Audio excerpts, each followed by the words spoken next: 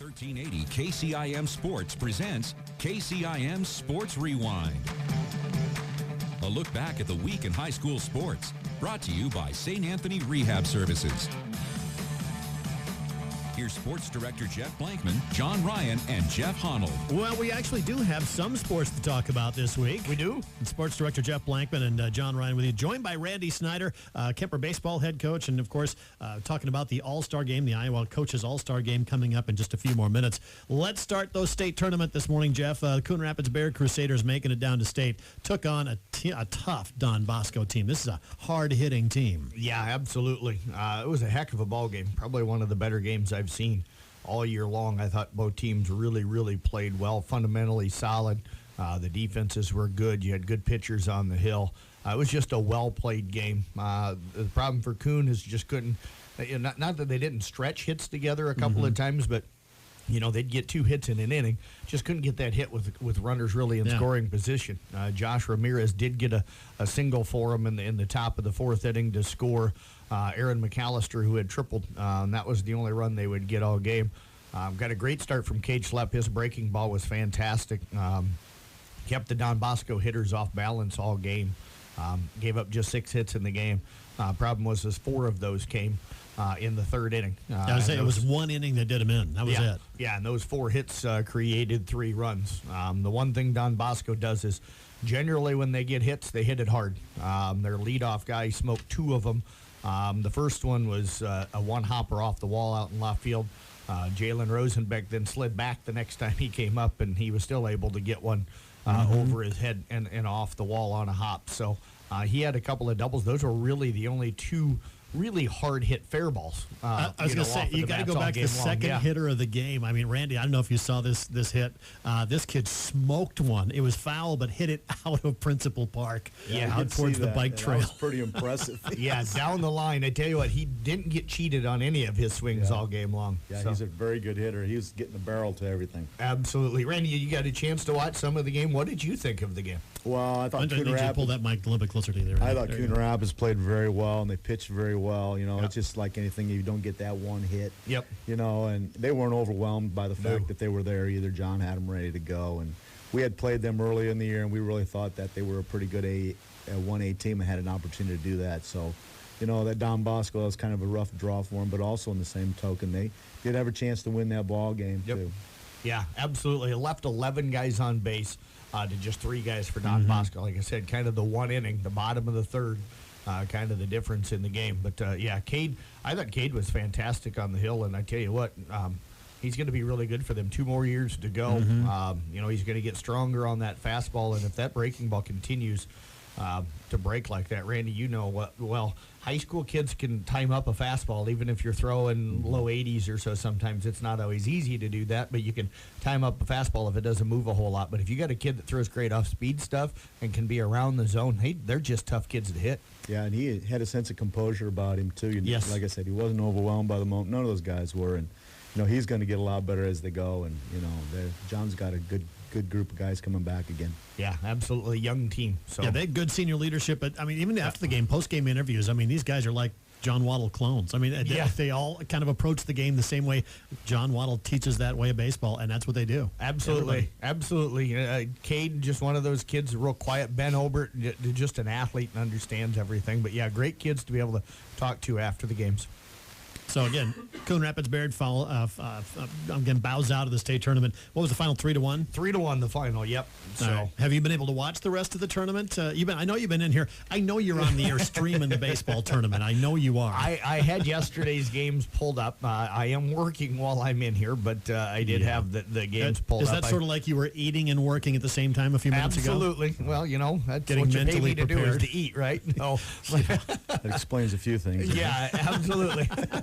But no, I watched some of the Northland Troy Mills game against West Branch, that first game yesterday on the computer, and had the volume down and just kind of sat in here and did some things and would watch it. They jumped up early too, got I think 6 in the first inning, and that was really all they ended up needing. Ended up winning it 8-1. So I haven't had a chance to really sit down and watch too many of the other games. I was going to stay around for the other 1A quarterfinal on Friday, but wanted to get back for Rhonda and Bob's retirement party here, so we pretty much packed up and left right after postgame.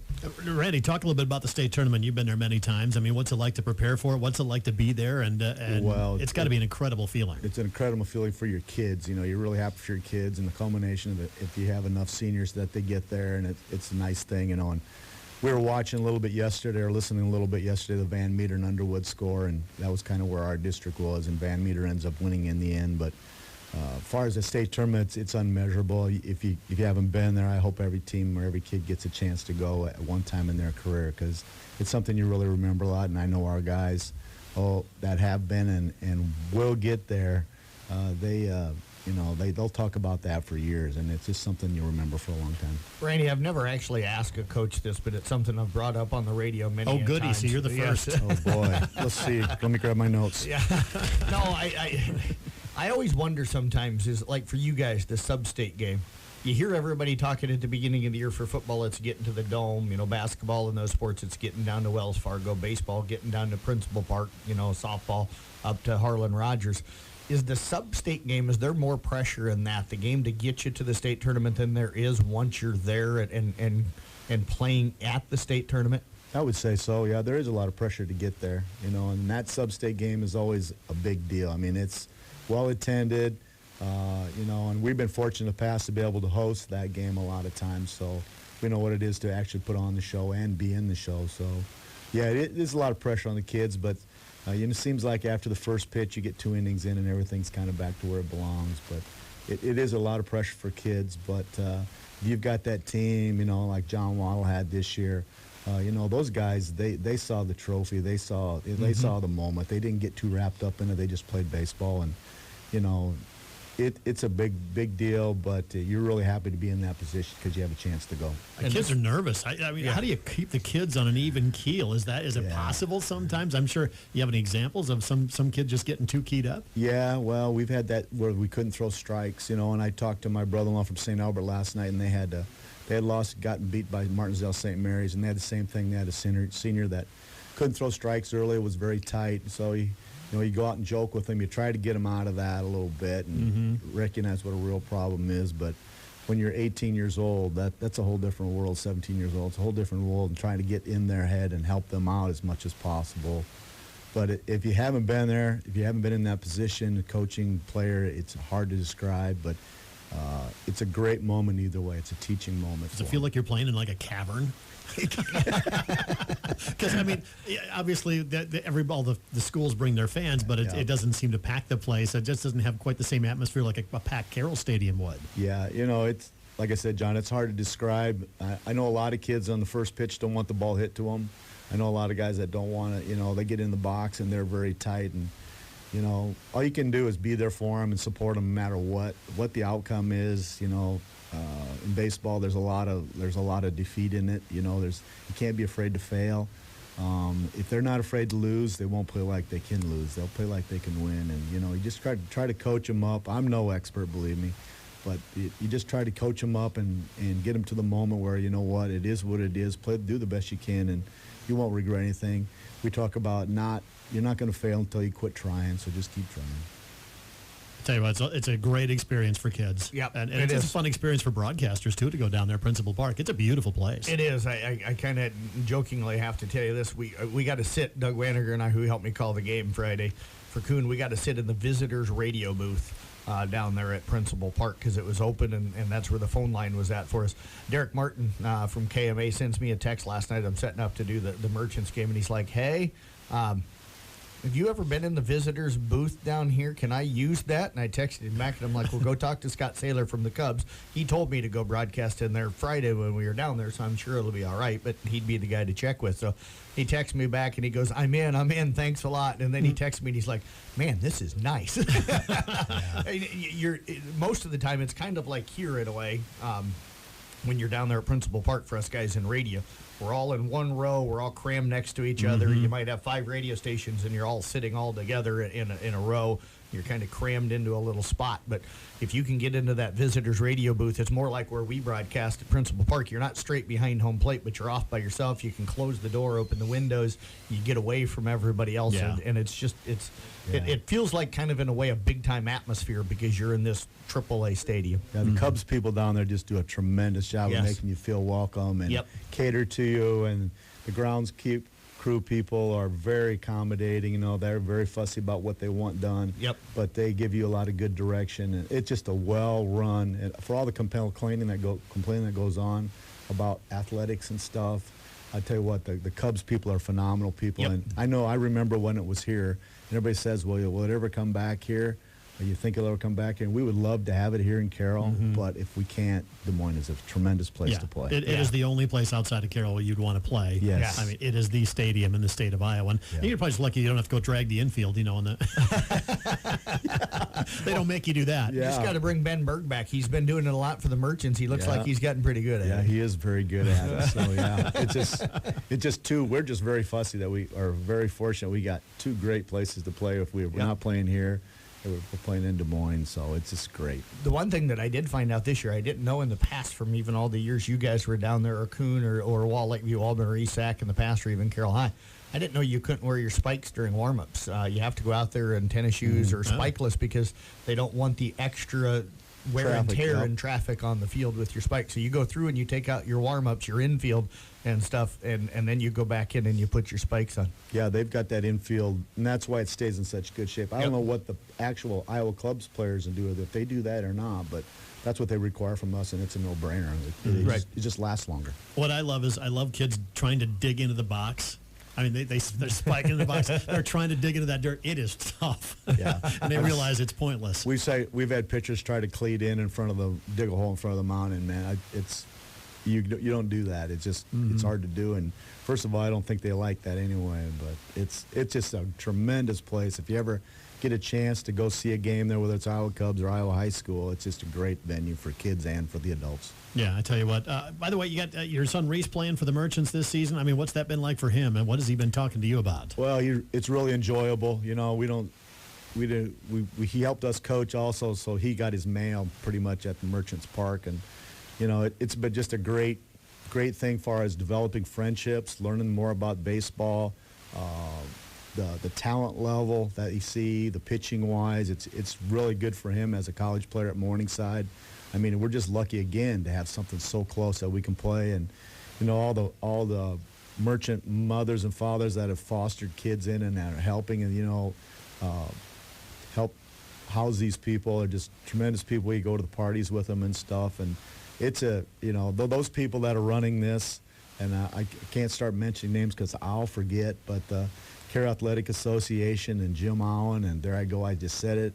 Somebody that, you know, these guys, Perrin and G-Man, all those guys. That thing is just unbelievable because of those guys' hard work. They do an incredibly good job, and that's a big job for them to do that here. The work that those guys do behind the scenes during the off season to have everything ready to go, it's amazing. You got to tip your cap to those guys. I sat in on a few meetings just for the media purposes, you know, this past year and stuff, and you know, the detail they go into, the effort they put in, and they do all of this just because they love the game and they want to have this product here in town, and they sacrifice a lot of their own time and a lot of their own life to be able to bring this to the people. You know, they do a great job, too, with the parents that always come in. They always introduce them to the crowd, and everybody gets a nice hand for that. How many games did you catch this year? Did you get many in? Oh, I would say a half of them, and they were all home games. We didn't get to the road games, but, you know, with us playing and him playing, but you know, just talking to the players and be involved with players, we've had them out at the house for a few times for different reasons to feed them and stuff, and they're just really good kids. They really enjoy the area. They're so grateful. It's just really nice to see that in a young person, but they love the Carroll area, and they're overwhelmed by the park that they play in. It's by far one of the better parks they play in, even as a college player, so you know, that's nice to see also. And the funny thing is you don't recognize Randy when he's at the Merchants games because he's not in red. I know. He's in Merchants blue. Yeah. I know one time Honnold was like, hey, Randy's here. And I'm like, where? I see Lori. Where's Randy? And he's like, the guy sitting next to Lori, and I'm like, that's Randy? Yeah, it's really nice. Yeah. We're just so lucky, and I'm hopeful that that'll last for a long, long time. And you know, if people can help out in some way, it's a simple thing like picking up trash or whatever it is. It's just, you know, it's undescribable. And what's it like to have a former player, Cody Williams, now managing the Merchants? You know, Cody and I we've as a player, we had our times together, and you know, we're as coaches, we're competing for practice time and making each other work. And I'm impressed with Cody's attitude about baseball. He's a baseball guy. And Yep. He really wants to find a way to stay involved in the game, and you know, recruiting players to come someplace to play is very difficult. And he's a player or two away. If he could have held on to the starting pitching that he had, Yep. I think this could have been a heck of a lot better record-wise for him. But I'm really impressed with the way he handles his guys. You know, he's still learning too. We as coaches, no matter how many years you put in, you make mistakes, and I'm really impressed with him. I hope he can stick it out. There's so many connections that you know, he can still make yet and get guys to come here, and we can learn a lot from many other teams that we play in the league. That you know, the talent level, we have the fan base, we have Right. the field. You know, if we can just get a couple more guys to come here and play, this thing could go over the top. I got a question for you. As much as she has been around baseball all the years, and I'm sure all the dinner conversations, could Lori manage the Merchants match next year, maybe? I'm pretty sure if Cody needs an assistant, Lori could be there. Not saying his assistant coach is no good, but if if Cody needs some advice, Lori's there. She's What's her baseball IQ? well, I'd say there's Reese, and then Lori, and then there's me and my family. So yeah, she ranks above me. Right up there. Does she tell you when you make mistakes out there? Definitely. Randy Snyder, our special guest, once again, Kemper head coach. We're going to be talking about the Iowa Coaches High School Association All-Star Game coming to Carroll. We'll do that next on KCIM Sports Rewind. As the athletes at your house prepare for...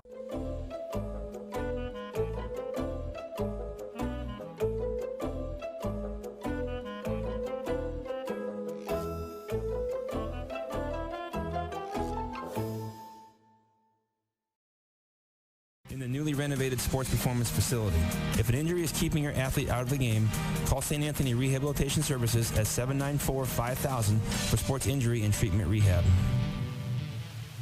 It's KCIM Sports Rewind. Well, we talked the one game that we had this week. That was Coon Rapids Bear at the state baseball tournament. Yep. So now we're talking the All-Star games, the postseason stuff coming up. And first of all, Jeff, your Rewind All-Star game coming up this Sunday. We want to start there. You bet. This Sunday night again, the gates will open down at the Carroll High School Softball Complex at 5:30. All the festivities will start at 6 o'clock. We'll start things off with a home run derby. So any of the kids that have been invited to be there can participate in it. Thanks to Bob Fossbender with the Slow Pitch Softball Association here in town, the ASA, and they're going to borrow us some softballs and some softball bats, the 16-inch stuff. Yeah, the big old pillows, man. Absolutely. So we'll have a home run derby thanks to Bill Winger from over in the Glidden-Ralston area. He used to pitch a lot and can place the ball pretty much where he wants to. So instead of me having to try and throw to the kids this year, Bill's going to come over and pitch for us. So we appreciate that. So they'll get a good pitcher to hit off of. I'm sure he's given up a lot of home runs in his career too, by the way. So he's qualified. Yes, absolutely. And then after the home run derby, we'll have an all-star game. So we'll have the top seniors. Co-ed. Yep, co-ed. Top seniors from the area. Again, under NCAA rules and state rules, the juniors on down can't play in the game, but they can do the home run derby. They can do all those things. And then we'll have the award ceremony after that, and we'll wrap things up. So hopefully you'll be out of there within a couple hours at the most. And, you know, as I've said last night during the game and a few times during some broadcasts this year, this is really just a chance to celebrate the kids and the coaches. We coaches of the year, been invited to be there and take part and coach on the team, and we want to honor them as well as the kids that went out and had great seasons this year. So it should be a lot of fun. It's free and open to the public. I attended it last year, Joe, and I thought it was really a nice thing for the kids and the coaches, and it's just really nice of you guys to go through that, and that's extra work on your part. Don't have to do it, but I thought the kids really enjoyed it. It was fun. It was, there wasn't a lot of pressure into doing anything, and I was amazed, and some of the guys can hit a slow pitch ball that far. Yeah. I'm sure their college coaches were cringing when they see him hit that thing. And that's what it's all about. We want to honor everybody. So we'll tweak it a little bit from what it was last year. Every time I do one of these, I learn a little bit more about how to run it better, how to manage it quicker, and stuff. We don't want people sitting around for 3-4 hours because it gets to be long. So we want to kind of get everything in and get everything out, but we want everybody to have fun. I don't know why you're bringing in Winger. I thought you threw well last year, but whatever. I couldn't have hit off me last year, and that's not good. So when you guys got running all over the place to try to chase the pitch, it's probably not the best of ideas. And if there's young kids out there that want to come and bring their glove during the home run derby, it's fun to have them out kind of chasing the balls and getting them back into the pitcher and stuff. We'll give the kids 10 pitches. So I think Bill's going to show up about 4:30, start getting the arm warmed up, get himself ready to go. So. All right, so we're going to take one more quick break. We're talking about that Coaches All-Star Game coming up next. As the athletes at your house.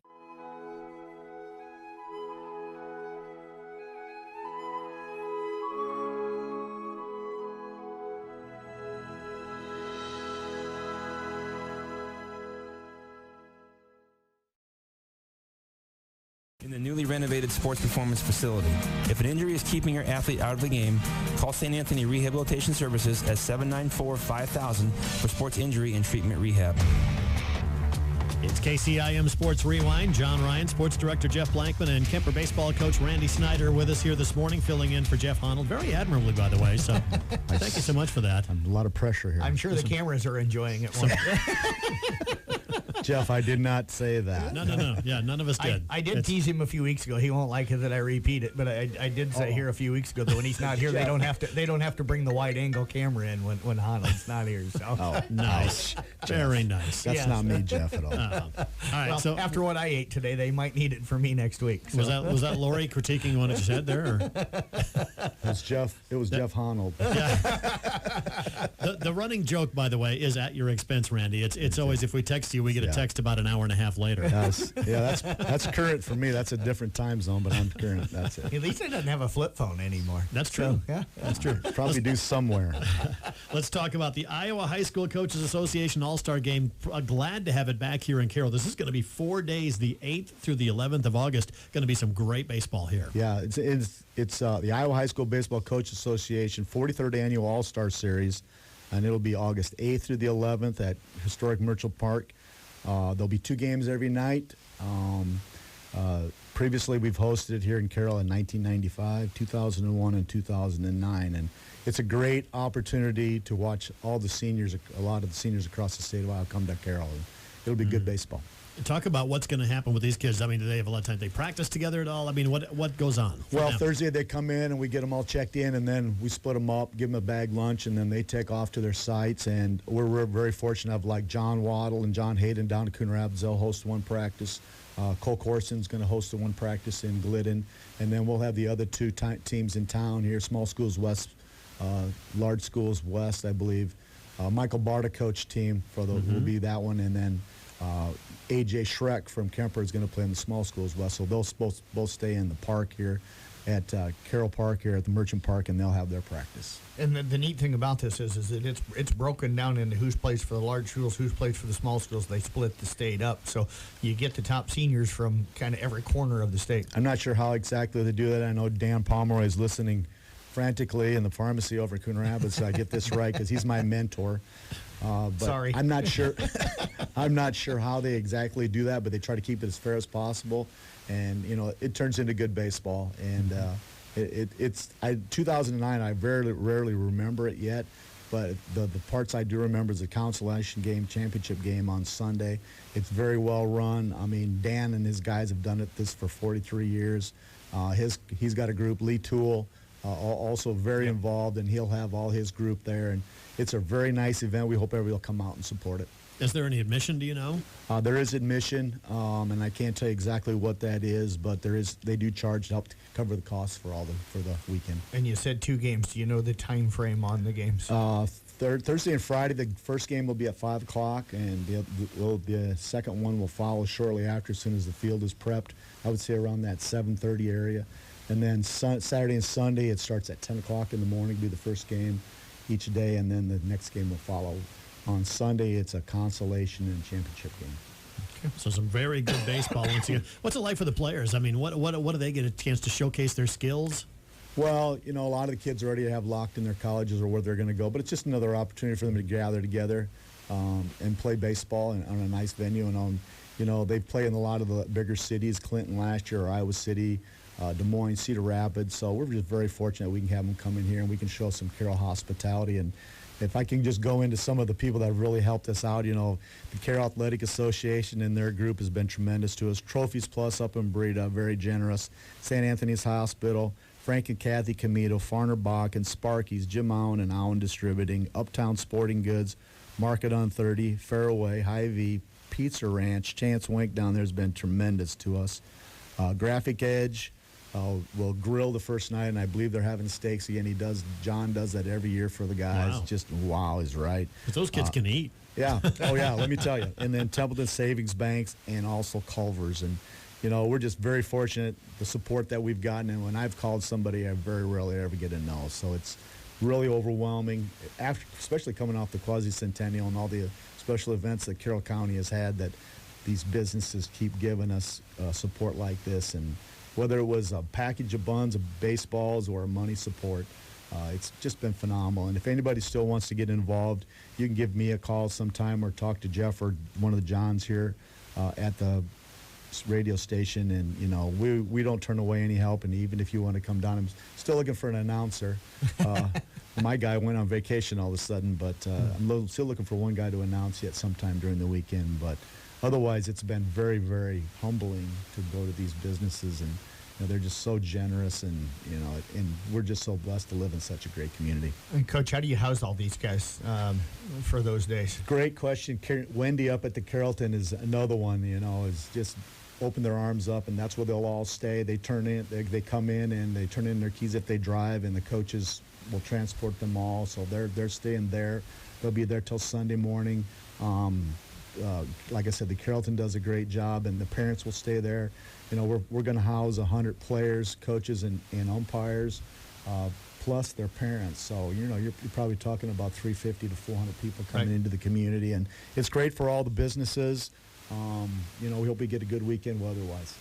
How about the bonding that the players get to do? Do they know each other by now? Because they're all seniors. They've probably been to other events and things like that. Do a lot of them know each other already? Well, I would say some of them will have some idea. It's kind of like that first day of college. You're going to meet a lot of new people. You're going to see those familiar faces. But I would say as a coaching aspect, and I'm looking forward to being a coach on one of these years to be involved in this. But it's got to be so exciting to see all this and the talent level you've got. And, these are guys that really want to be here too. Right. So. Can you imagine coaching a team of all seniors? I did. I had one of those 4 years ago. Yeah. Wow. All but one or two, and it's amazing. But it's a lot of fun too. It's great. And a lot of these guys have probably played against each other, out of the same conferences, the larger schools or the smaller schools. So then, especially with the larger schools, there's not as many of them, and then all of a sudden they get to play together. That's kind of a unique experience, I think. Yeah, and it's that's the tough part, is how do you divide everybody up, and I'm sure they've got a certain science about it. Try to keep the pitching level. If you got pitching, you can play in a lot of games in baseball, and it'll be good baseball one way or another. I mean, exciting, and it'll move on. And the umpires do a great job. Mike Botts is in charge of a lot of that for those guys. And like I said, the city of Carroll has just been very good. Jack Wardell really helping us out a lot. Kids will get to go swimming for a while, and he's opened his arms up at the rec center. The umpires get to go up there and shower. And the guy we really don't talk a lot about, Scott Parcher. First, when I volunteered for this 2 or 3 years ago, that's the first guy I asked. Yep. Yeah. Because I wanted him to be there, and Scott's just phenomenal. I mean, Every Merchants player this year said one of the big reasons they wanted to play in Carroll was the field. Yeah. And what a great recruiting thing, and it does so much for our sport at the high school level and Carroll High, and we're just very fortunate. And I need to thank a couple of coaches first too, and before we get done. And Ryan Young at Carroll High is helping out a lot, and he's done a great job at Carroll High. Corey McCarville is coming up from IKM Manning. Like I said, Cole Corson's involved helping with the field. John Waddle with his field, and I know John Hayden won't be very far behind. I want to thank Dan Pomeroy, obviously, and Lee Toole, obviously, for their guidance. And I got this book from Dan Pomeroy, and I carry it wherever I go, Dan. And I've basically have it on my nightstand. Lori will tell you that for sure, too, that I've always kept this thing close because if I lose everything, the receipts and everything are in there, it would be a bad thing.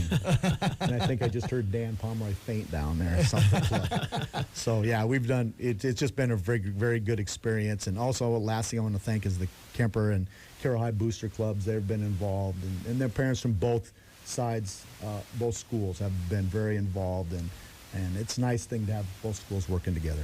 And, Coach, you mentioned here a little bit ago Michael Barta, former Kemper player, going to be one of the coaches. Do you know who the other coaches are? Yeah, I do, but I don't have that list. That's so what don't put me on the spot, I Jeff. won't do it. I know James Hash out of Clarinda is coaching Small Schools West, but it's a good mix. Right. You know.